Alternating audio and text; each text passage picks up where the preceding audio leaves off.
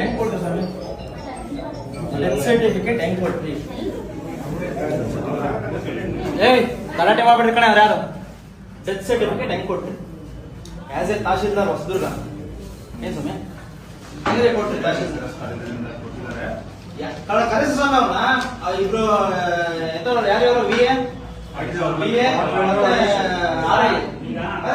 ಅವ್ರಿಗೆ ಶಿಕ್ಷೆ ಆಗ್ಬೇಕು. ಇಲ್ಲ ನ್ಯಾಯ ಕೇಳ್ಕೊಂಡ್ರೆ ನನ್ಗೆಲ್ಲ ಶಿಕ್ಷೆ ಆಗ್ಬೇಕು. ಇಲ್ಲ ನಾನು ಹೇಳ್ತಿರೋದು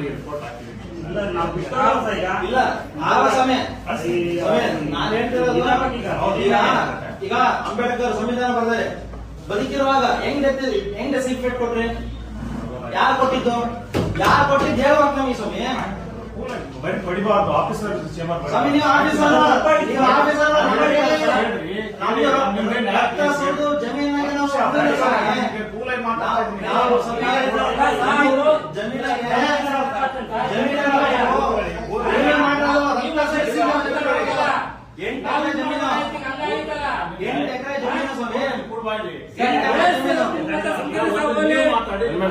ಅಲ್ಲ 8 ಎಕರೆ ಜಮೀನು 1,60,00,000 ಮಾರಿದ್ದಾರೆ.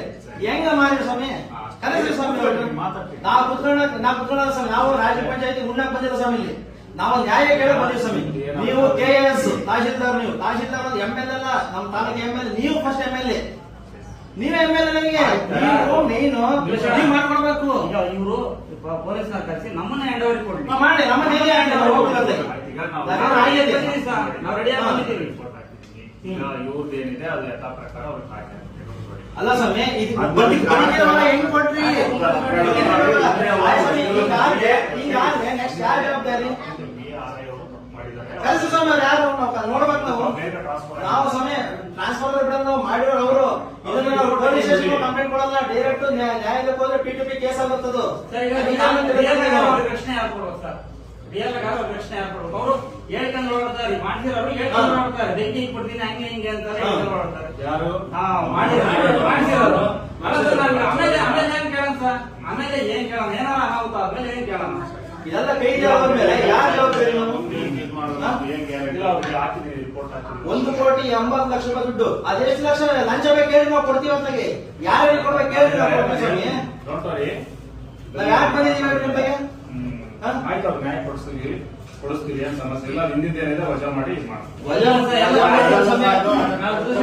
ಎಲ್ಲ ರಾಜಿ ಸಂಧಾನ ಮಾಡಕ್ ಓಡಾಡ್ತಾರೆ ಸರ್. ಪೊಲೀಸ್ ಸರ್ಕಲ್ ಎಲ್ಲ ಸಹಿತ ರಾಜಿ ಸಂಧಾನ ಮಾಡಕ್ ಓಡಾಡ್ತಾರೆ. ಏನ್ ತಪ್ಪು ಮಾಡಿದಾನೆ ಅವ್ರ ಮೇಲೆ ಕಂಪ್ಲೇಂಟ್ ಕಂಪ್ಲೇಂಟ್ ಮಾಡಬೇಕು, ಸಸ್ಪೆಂಡ್ ಆಗಬೇಕು.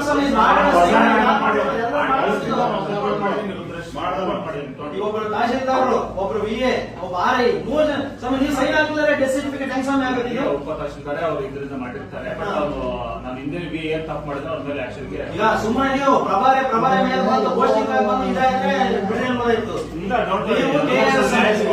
ನ್ಯಾಯ ಸಿಗ್ಬೇಕು ನಮಗೆ. ನೀವು ನಮ್ಮ ಎಲ್ಲರೂ ಶಾಮೀಲಾಗಿದ್ದಾರೆ. ಆಗ್ಬೇಕು ಆಕ್ಷನ್. ನೀವು ನಮ್ಮ ತಾಲೂಕು